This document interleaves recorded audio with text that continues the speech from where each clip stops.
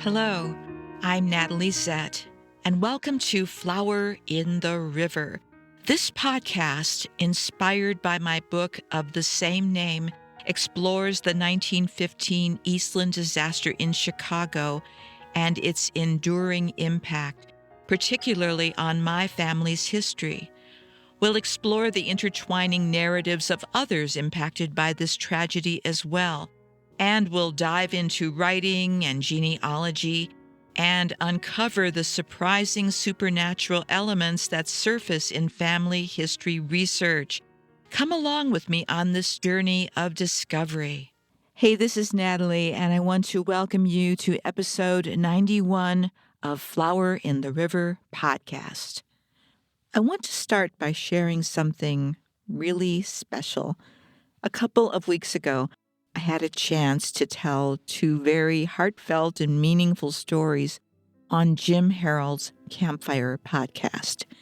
If you don't know Jim Harold, Jim has been podcasting since the days of actual iPods. Yes, indeed. And that earned him the nickname of the Podfather. He approaches the paranormal and unexplained with respect and curiosity. And that's exactly what drew me to his work in the first place. Plus, he's a super nice guy. He really is. His paranormal podcast was actually the very first podcast I ever listened to. And his Campfire show is where everyday people, like me, share their wild, unexplainable experiences. Some are over the top, some not. But it's all interesting, and my segment on this particular show, and I will leave a link in the show notes for you, begins at around 12 minutes and 13 seconds into the podcast. But I highly recommend listening to the story right before mine. It's really incredible. And all of the stories after mine, because everyone is so compelling. And Jim puts these stories together beautifully. And here's a little teaser of what I shared. Story number one was about my dad's signature song. My father was a performer on the radio in the late 1940s, early 1950s, and he was part of the special services in the United States Army. And he had his own radio show, and his signature song was Lovesick Blues. So, what are the odds of hearing a young man on a bicycle singing my late dad's favorite song? This was a Hank Williams classic, at just the right moment. This actually happened about 10 years ago. And the second story happened only a few years ago, and it's entitled A Band-Aid from My Mom. What do you do when you cut your hand in a rush and need a Band-Aid? In my case, in the dead of winter in Minnesota, a Band-Aid appeared just when I needed it the most. And I really do think that that was thanks to a little nudge from my mom, who had just died 2 months prior, and I was missing her terribly. So that's all I'll say about those stories, but I hope you listen to them, and I hope they make you feel hopeful. And I think the thing that draws people to this topic, if you want to call it that, of the unexplained, of the supernatural, of the paranormal. Yes, some people enjoy being scared. That's not my thing, by the way.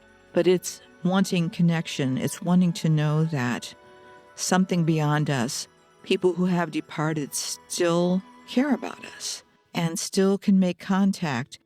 And the stories that I just shared with you, they do tie directly into my book, Flower in the River, which explores the possibility of after-death communication and the threads of family history that connect us through time.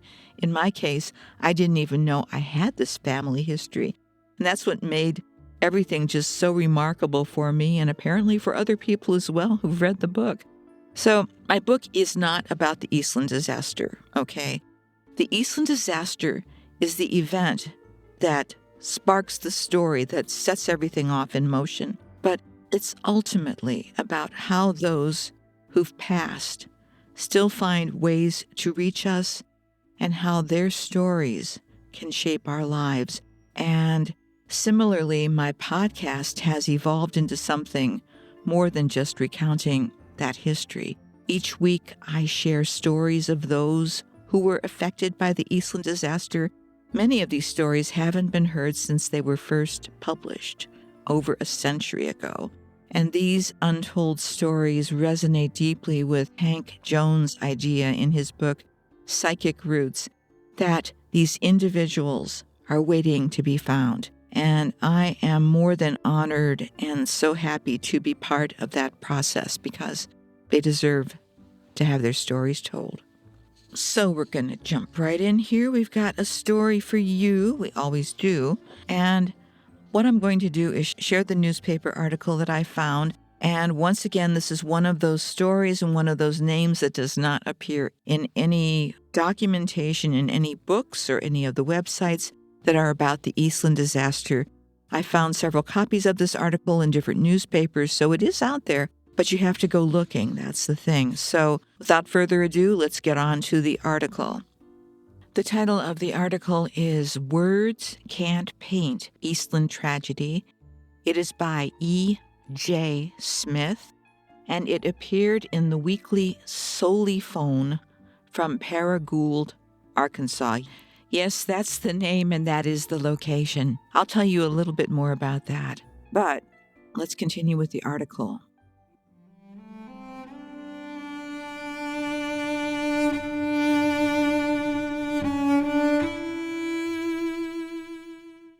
Paragouldian back from Chicago witnessed distressing scenes of great disaster. From Tuesday's Daily Press. Quote, I can't begin to give you any idea of the awfulness of the river tragedy in Chicago Saturday morning when nearly 1,500 men, women, and children were drowned with the overturning of the big excursion steamer Eastland, said E.J. Smith of Paragould, who returned this morning from a business trip to Chicago and other cities. I had left Chicago the day before for a visit to Hammond, Indiana, and on Saturday afternoon, about 6 hours after the tragedy, I was returned to the city on a train when I first learned of the disaster.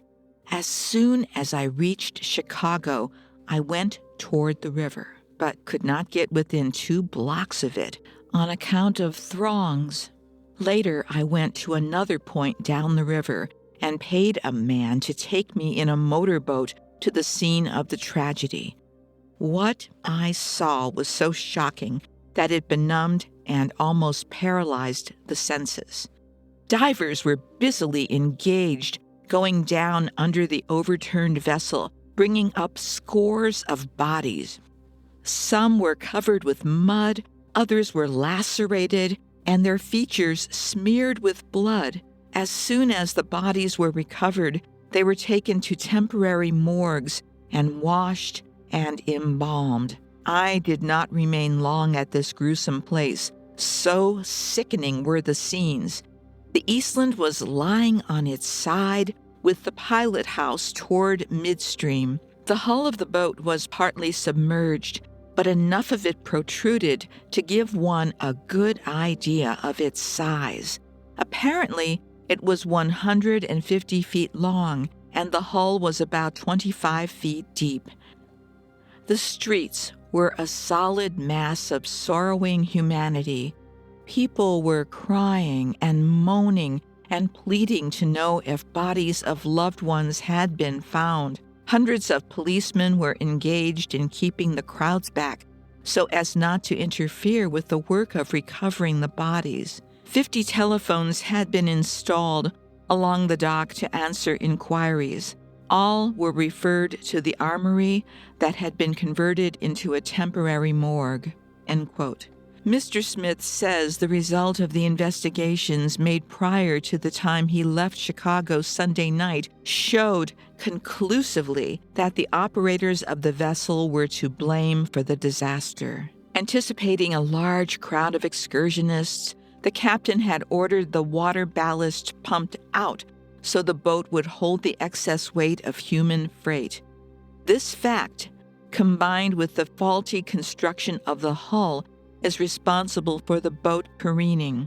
Just prior to the accident, 2 motorboats were observed running a race up the river, and nearly everybody on board the Eastland ran to the riverside of the vessel to see the race. The boat was observed to rock precipitably, and a warning was given, but before the crowd could leave the side of the boat, it turned on its side, spilling more than 2,000 people into the water. The river at that point is not more than 150 feet wide, said Mr. Smith, and it looks like hundreds of people could have escaped death. But the suddenness of the plunge and the excitement incident to the disaster made it impossible for many to use cool judgment. The Chicago papers are full of heroic deeds performed by men and boys in rescuing several score of people. End of article.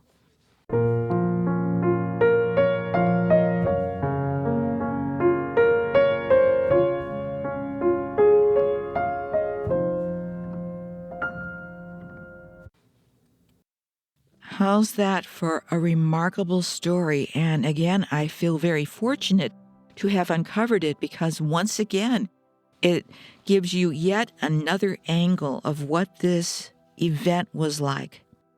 And this is somebody who wasn't he wasn't on the Eastland, but he just happened to be in Chicago during that time. And let me tell you a little bit about E.J. Smith. Because his last name is Smith, and because I didn't know his first name, it was a bit of a challenge to find out information about him. But E.J. Smith was an engineer, and you can probably tell that from the way he described the post-Eastland disaster. He was born in New York, and he seemed to live a life marked by innovation, public service, and survival. At that point, his work brought him to Chicago, where he happened to be when the Eastland capsized in 1915, as we just heard. And he obviously was deeply affected by the disaster, and he provided a poignant commentary on the event, blending his scientific analysis of the ship's failure with a heartfelt account of the human chaos he witnessed as survivors and victims were pulled from the river. Here's some backstory about E.J. Smith. By 1913, Smith had settled in Paragould, Arkansas, where he became part of the local paving commission movement. We'll talk about that. This was an effort to modernize infrastructure by paving streets and improving road conditions. His engineering background likely made him an asset to these civic improvements, which were part of the broader quote-unquote good roads movement sweeping the nation at this time. Remember, automobiles were still new at the turn of the 20th century, and the roads weren't quite ready for them. So he was in Chicago in 1915, and then he returns home.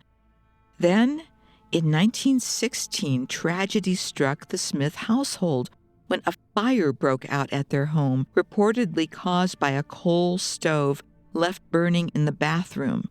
This was how they used to heat homes back then, by the way. So Smith, his wife, their 2 children, and 2 boarders lived through what must have been a harrowing experience, though no further details about the aftermath have surfaced. By 1928, Smith was recorded as being ill at his home at 600 South 6th Street in Paragould. But after that, our trail grows cold. His later life and ultimate fate remain a mystery for the moment, but his legacy lives on through his contributions to his community and his vivid eyewitness account of the Eastland disaster. And that's a moment that captured both his analytical mind and compassionate spirit. And before we leave him and go on to our next person, I want to tell you about the history of this paving commission. In the early 20th century, Arkansas faced significant challenges with its road infrastructure. The state's road system was underdeveloped, with many roads being little more than dirt paths, making travel difficult, especially during adverse weather conditions.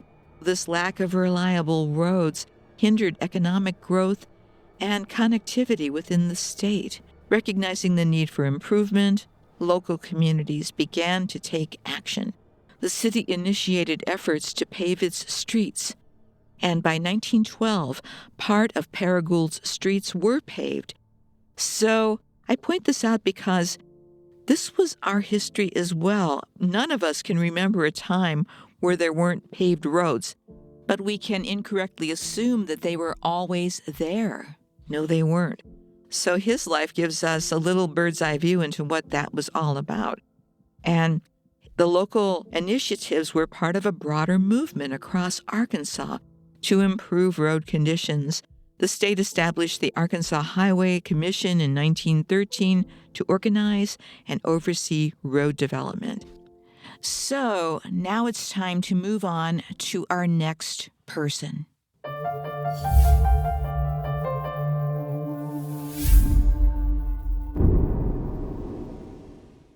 I'd like to introduce you to Orvin T.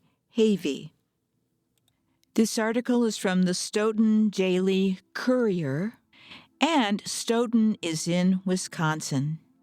The date of the article is July 27th, 1915.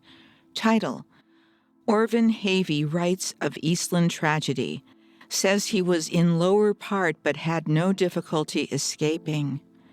By permission of Nicholas Havey, son of Mr. and Mrs. Lighting Havey of our city, we publish the following letter that he received this morning from his brother, Orvin, who was one of the survivors of the terrible Eastland disaster in Chicago last Saturday morning. Chicago, Illinois, Sunday. Dear brother, I hope you people got my telegram yesterday. I sent it as soon as I got home. I tell you, I am mighty glad that you were not here. It was one of the most terrible experiences I ever had in my life. I was in the bottom of the boat at the time it went down, but while hundreds of people were drowning beside me, I kept my mind with me and did not have a bit of trouble saving myself. The first man I saved was Mr. Goyette after he got his leg broken or fractured. I went back and saved at least a dozen people. The place where the steamship sank, the water was about 20 feet deep, but the trouble was the boat tipped over and trapped all the people in there. I got a woman out that was scalded up to the waist from the hot water and the steam from the boilers. The worst of all sights I saw was after I pulled a man up on top of the boat and really had him saved. He went to swim to land, but just as he dived, he slipped on the slimy bottom of the boat and dived into one of the propellers, which was still turning and literally chewed up. We found Charlie about 2 hours after the boat had sank. He had been caught in one of the rooms of the boat and was drowned right there without any chance of saving himself. The body will be sent to Vermont tomorrow. This certainly is one of the saddest things I have ever experienced. Last night I saw over 1,500 dead people right in one room or morgue. You don't realize how bad it is until you can see it. But thank God you can't. I got through the whole thing without even a scratch. But if I ever learned to swim, I did yesterday. We had to knock people senseless in order to make them be quiet so as to bring them out. Otherwise, they would get a hold of you, and then you could not do anything with them. I am mightily glad I did not have any relatives on the boat. May could not get off to go, so now we are thanking God she didn't. Joe Seapine drowned with Charlie. Poor Charlie. The people are almost insane here.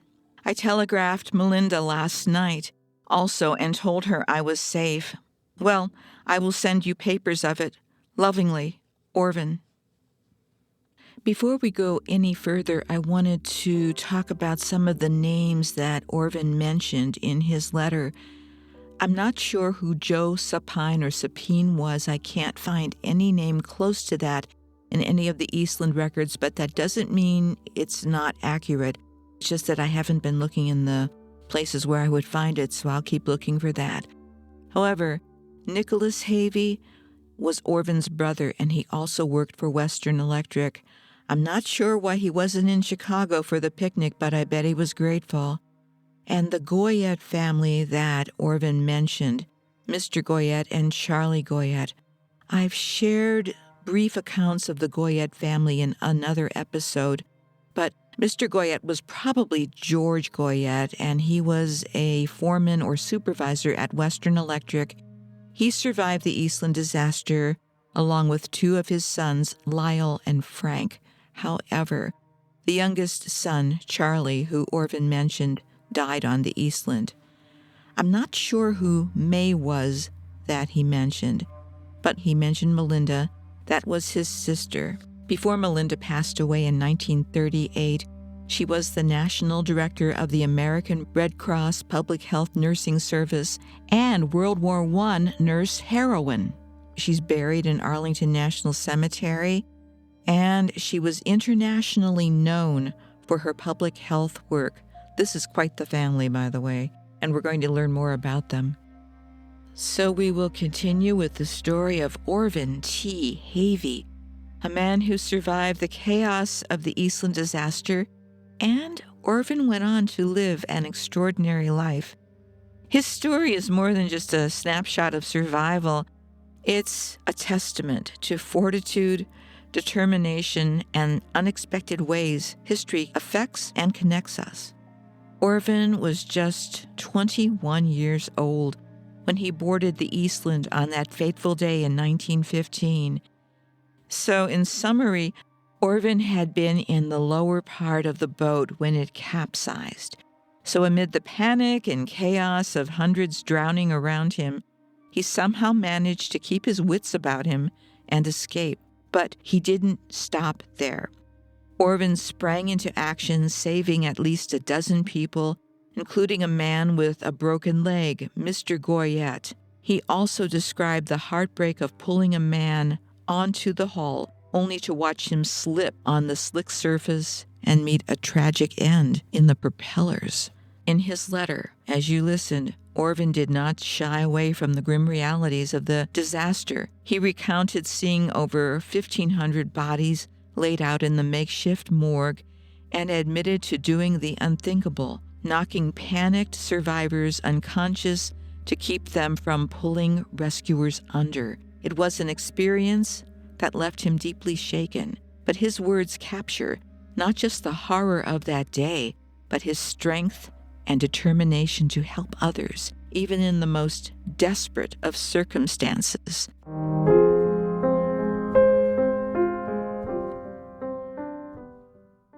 Orvin's story didn't end with the Eastland.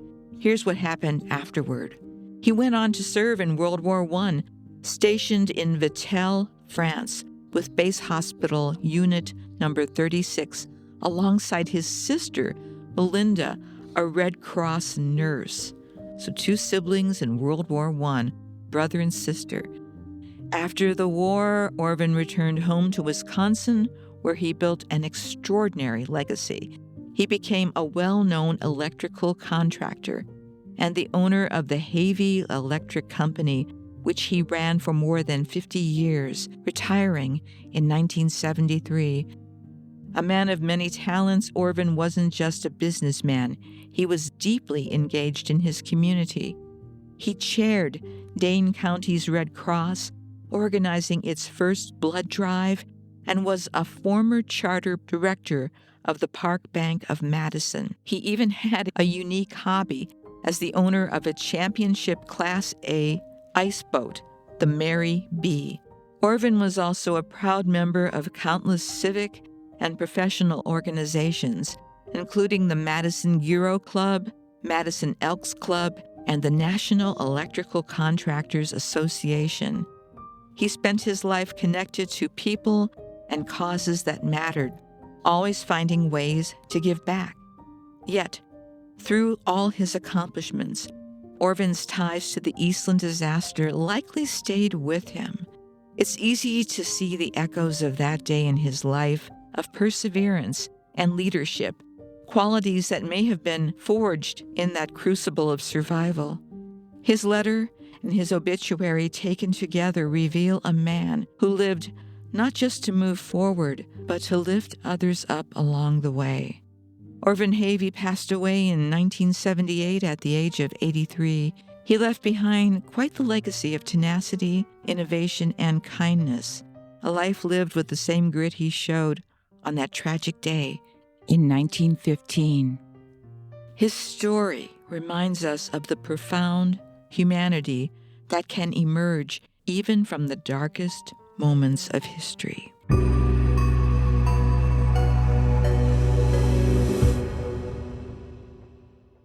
Well, here's some late-breaking, very good news for you.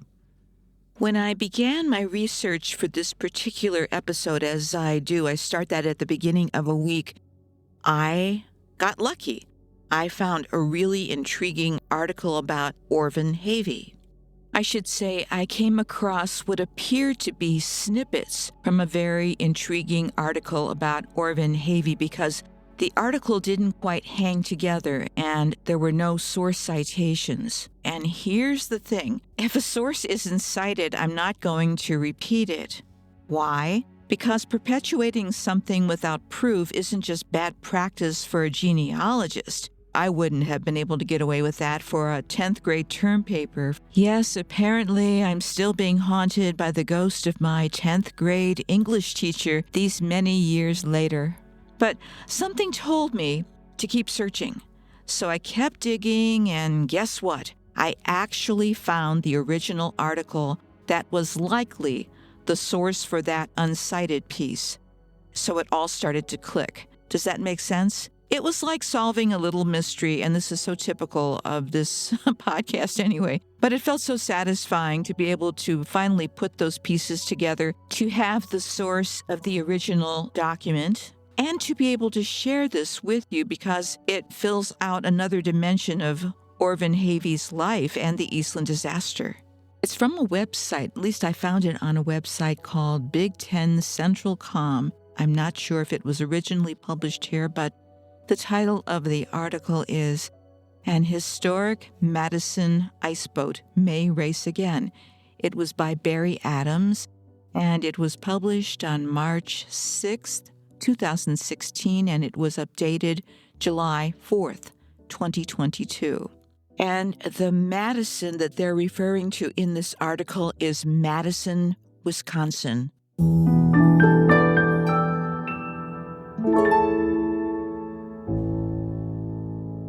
Town of Westport.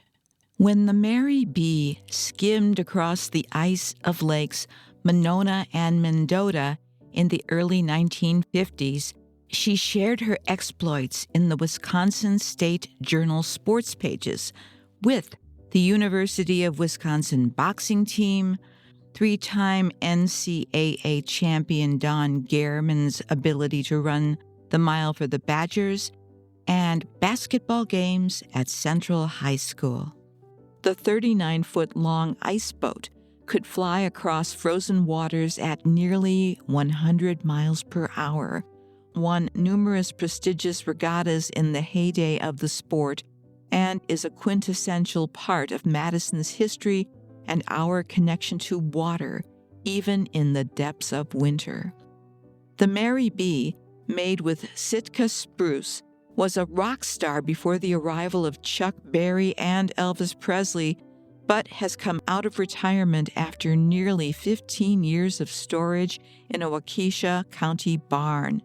This boat made an appearance at the Frozen Assets Festival in front of the Edgewater Hotel last month on Lake Mendota, and a few weeks later even sailed for a bit on Lake Monona. The plan is to get her back in the game to compete not only on home ice, but on Lakes Winnebago, Big Green, Geneva, and beyond.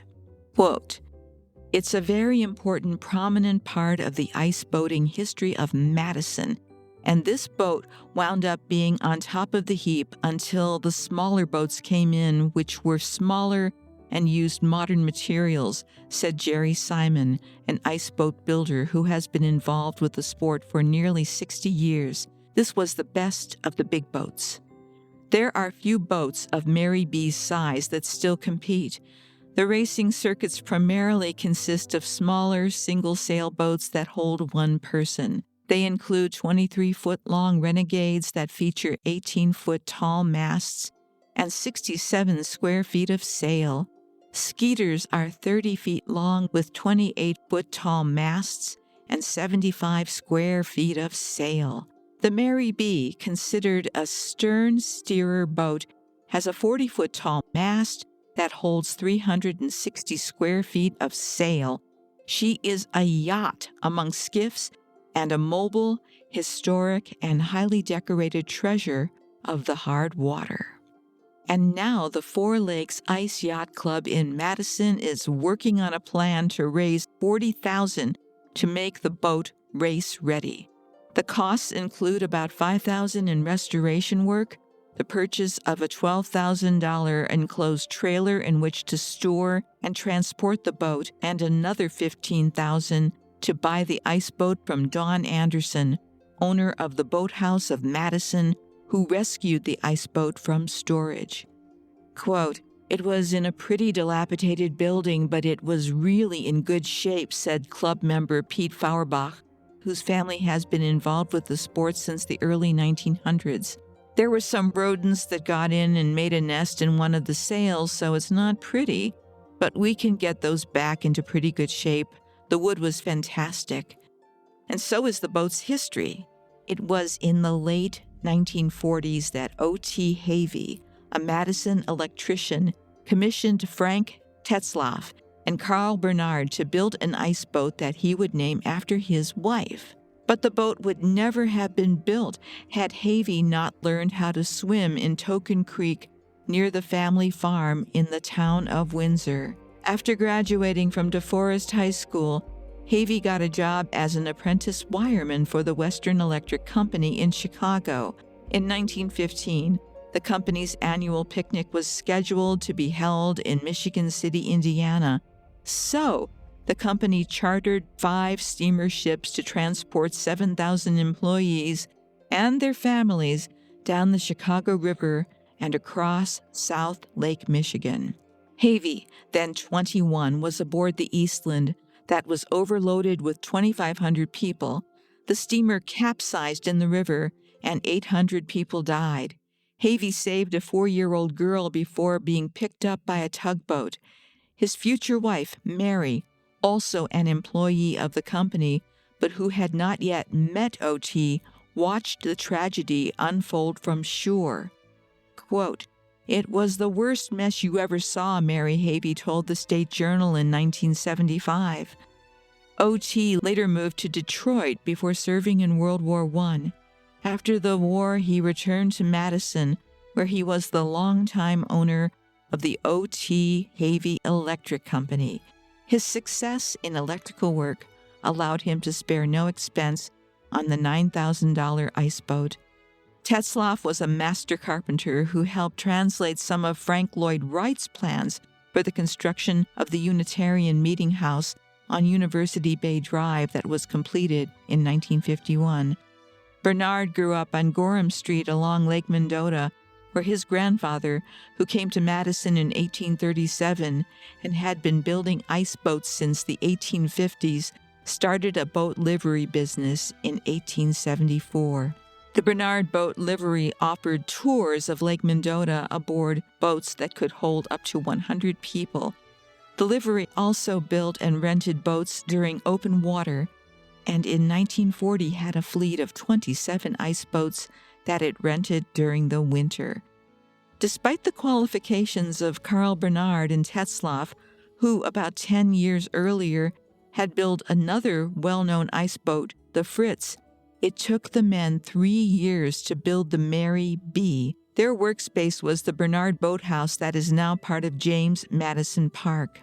Deb Whitehorse, whose father built ice boats in the basement of their Monona home, is a member of the Four Lakes Ice Yacht Club, where she organizes races and events and writes about the sport's history. She said wood for the Mary B was purchased by Tetzlaff at the nearby Marling Lumber Company. He picked out all the best wood from a carload of Sitka, and you can see that now in the care he took, Whitehorse said as she looked over the Mary B. There's just so much Madison in this boat. O.T. Havey didn't race the boat. He left that up to skippers Carl Bernard and later James Payton, The duo combined to win 13 major regattas between 1949 and 1964.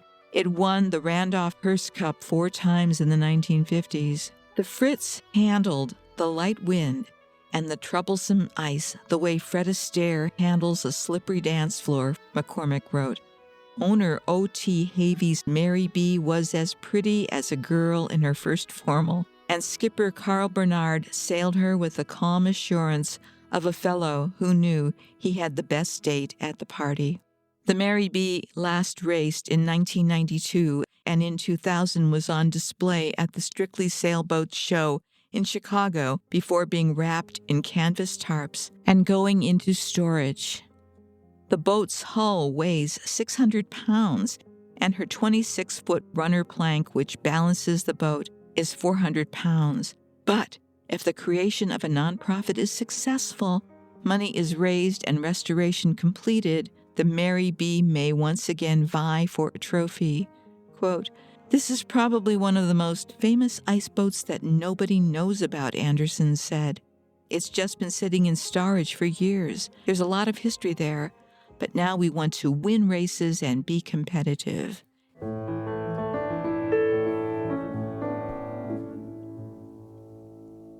How did you like that article? I mean, what a connection. The Eastland connected to this person, O.T. Havey, and his creation of an ice boat. I mean, what a concept. Anyway, I want to pause for a moment and bring newer listeners up to speed. I've done a number of podcasts where I talk about the Eastland fatality numbers, and I'll share with you what I have learned so far. And this is always subject to change, by the way. The number of Eastland victims has taken on a life of its own throughout the years, and a lot of wildly different numbers have been thrown around. 1,500 in this recent newspaper clipping, 800, 900, then we have 835, we have 812, etc. These numbers seem to settle into specific totals, though, based on the decade. But during this past year, where I've gone deep into the history of the people of the Eastland disaster, that deep historical work and research that I have done has caused me to question nearly everything about what has been promoted as the Eastland disaster history. And there were a couple of stories that I uncovered throughout the course of my research for this podcast that have ended up being gifts. I've come across at least 2 cases, and I bet there are more, of individuals who survived in the Chicago River. They were rescued, but they never recovered. These were people who became very ill, suffered for years, and eventually passed away. Their families attributed their sickness and death to being in the Chicago River on July 24th, 1915. Are they included in the count? I'm not sure how to answer that question, but I'm guessing that it depends on who is doing the count, who is promoting certain numbers. So I'm doing this because of all of our new listeners. So thank you, longtime listeners, for listening to this again. But the number stuff keeps coming up. People keep asking me, and unless a miracle occurs, I will never commit to a specific number because I do not think it is possible, not without the criteria for establishing those numbers, and because so much time has passed since the event. But I suppose that it all depends on your point of view. For me, the Eastland disaster, because it is so personal and because it affected my family and other families, I lead off with the stories of the people, all of the people who were affected. Others find value in leading off with numbers. For me, as much as I love statistics in college, it's not about the numbers. It's always about the people. So that's it for this week, and I have a lot more stories for you next week. Thank you again for joining me, longtime listeners. Thanks for coming back. New listeners, welcome, and I would encourage you to listen to some of the older episodes to get a feel for the differences amongst all the people who were affected by the Eastland disaster, because even if you weren't affected, You probably will see your family in some of those stories. Okay? Have a good one. Talk to you later.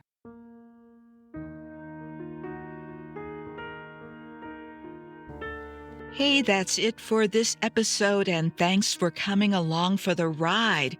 Please subscribe or follow so you can keep up with all the episodes. And for more information, please go to my website. That's www.flowerintheriver.com. I hope you'll consider buying my book, available as audiobook, ebook, paperback, and hardcover, because I still owe people money. And that's my running joke. But the one thing I'm serious about is that this podcast and my book are dedicated to the memory of all who experienced the Eastland disaster of 1915. Goodbye for now.